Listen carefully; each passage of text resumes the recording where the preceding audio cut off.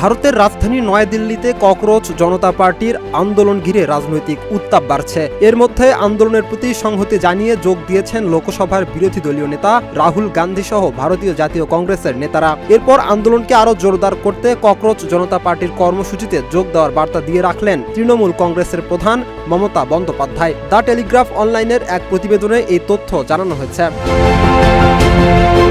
মমতা বন্দ্যোপাধ্যায় বলেন, আমি চাই পশ্চিমবঙ্গে ইন্ডিয়া জোটের ব্যানারে সবাই একসঙ্গে বিজেপির বিরুদ্ধে লড়ুক। আমার কোনো অহংকার নেই। অন্যদের বলবো মতপার্থক্য ভুলে ঐক্যবদ্ধ হন। প্রয়োজনে আমি ককরোচ জনতা পার্টির আন্দোলনেও যোগ দেব।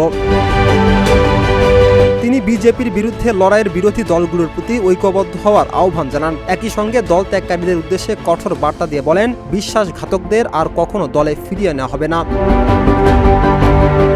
দেশটির শিক্ষামন্ত্রীর পদত্যাগের দাবিতে করা এই আন্দোলন ক্রমেই ছড়িয়ে পড়ছে।